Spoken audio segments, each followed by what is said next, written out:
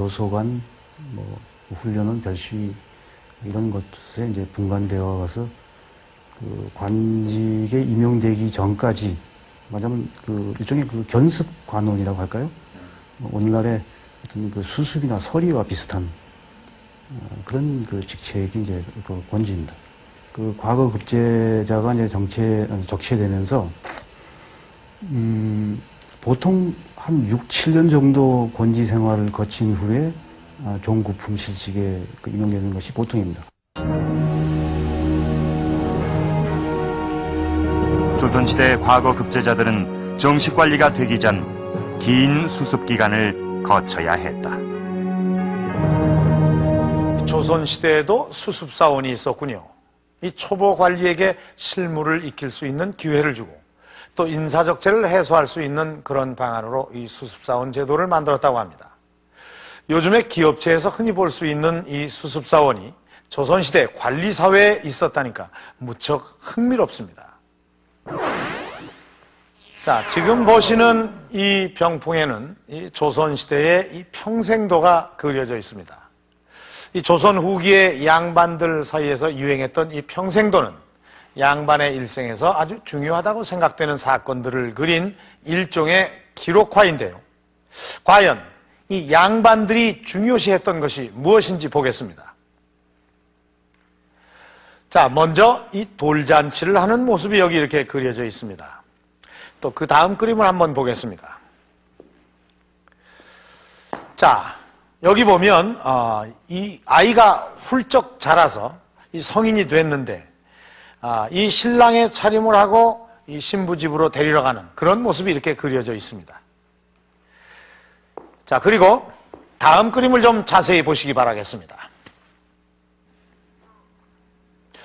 이 말을 탄 주인공 주변으로 사람들이 모여 있고 또 이 악대들도 보입니다. 이 주인공의 머리에 어사화를 쓴 걸로 봐서 이 과거 급제 후에 3일 유가, 요즘으로 치면 축하 퍼레이드를 하는 모습입니다. 그 다음 그림엔 이 주인공이 관청으로 행차하는 모습이 그려져 있는데요. 이 처음으로 관직을 받고 출근하는 모습으로 보여집니다. 이 평생도를 보면 주인공의 관직이 어디까지 갔는지 알 수 있는데요.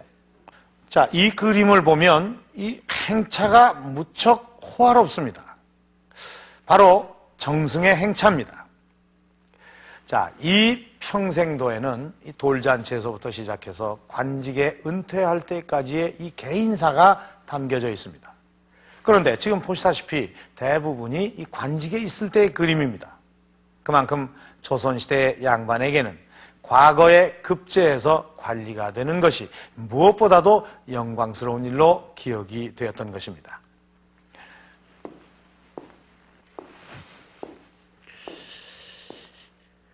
자, 여기 이 그림을 좀 유심히 보시죠. 이 무슨 일인지 여기 보면 이 한 사람을 이 관리들이 양쪽에서 이렇게 팔을 붙들고 있습니다. 그런데 이 붙잡힌 사람을 가만히 보면 이 머리에 어사화를 쓰고 있습니다. 그렇다면 여기 이 사람은 이제 막 과거에 급제한 사람임을 알 수가 있는데 또 이 앞을 보면은 한 사람이 붓을 들고 아주 있는데 그 재밌다는 듯이 웃고 있습니다. 그러니까 이것은 아마도 이 붓으로 이 과거 급제자의 얼굴에 먹칠을 하겠다 이런 뜻인 것 같은데 이 뭔가 좀 이상하지 않습니까? 왜 이 과거 급제자는 이런 놀림을 당하는 걸까요?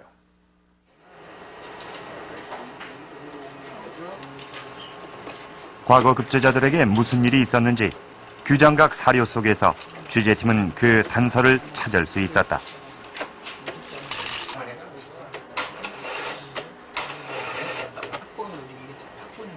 정조시대 선전관청에 걸어두었다는 목판. 목판의 제목은 선전관청 면신소입 이정절목이다. 면신은 신참을 면하게 해준다는 뜻으로 오늘날의 신고식에 해당한다. 그런데 주목할 것은 신입관리의 신고식에 대해 임금이 직접 그 피해를 지적하고 절차를 바로잡도록 한 것이다.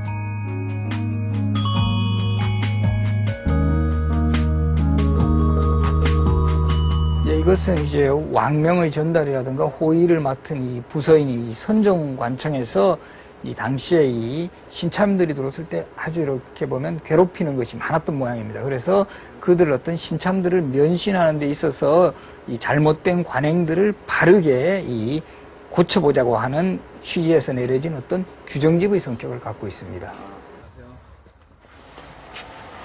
신입관리의 면신이 어떻게 행해졌기에 임금까지 나서서 개선하려 했던 것일까? 이렇게 놓을까요? 예. 쫙 펼쳐주세요. 정승모 소장이 취재팀에게 보여준 이 문서는 19세기 말 한 관리가 치른 신고식이 담겨 있다. 1992년에 그 수문장 벼슬을 얻은 것 같아요. 네. 그래서 이제 그 수문청에 이제 새로 들어가면서 선배들한테 이 그 신참 예식을 하면서 이제 받은 문서 같습니다. 수문청 관리들이 새로 들어온 신입관리 임도호에게 건넨 한 장의 문서. 문서의 맨 뒤엔 선배 관리들의 사인이 적혀 있다.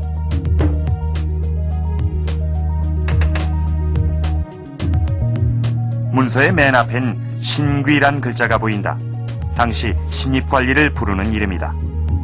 신귀 아래엔 임도호의 이름이 거꾸로 적혀 있는데 선배 관리들의 장난기가 엿보인다.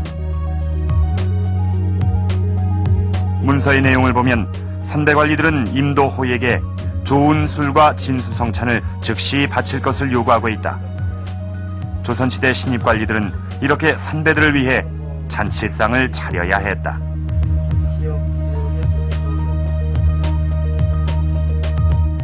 잔치상을 차리는 데 있어서 3579 이렇게 홀수로 나가지요.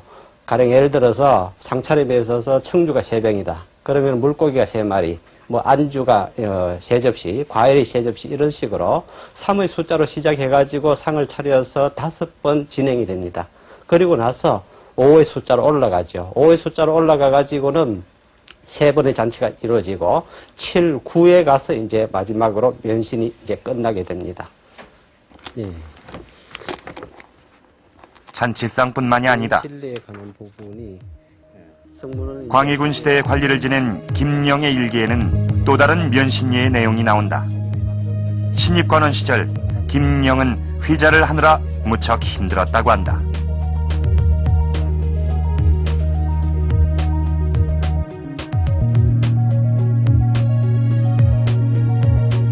휘자는 신입관리들이 밤마다 선배 관원의 집을 찾아다니며 명함을 돌리는 일이다.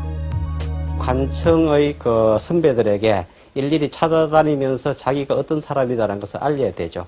그래서 그 찾아다니면서 갖고 다녀야 하는 것이 이제 명함종이입니다. 그 명함종이는 새길 자자에다가 종이 지자 해가지고 자지라 그러는데 그 자지를 들고서 선배를 찾아가는데 그 자지가 종이가 굉장히 두껍고 큽니다. 그러니까 무명 한 필로 3장 정도를 바꿀 정도로 비싸다 그래요.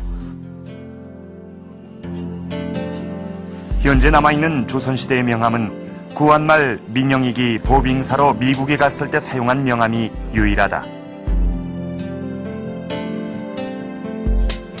크기는 지금의 명함과 비슷하지만 두께가 훨씬 두껍다. 종이가 비싼 시대에 두꺼운 명함을 만들기 위해선 그만큼 경제적 부담이 컸을 것이다.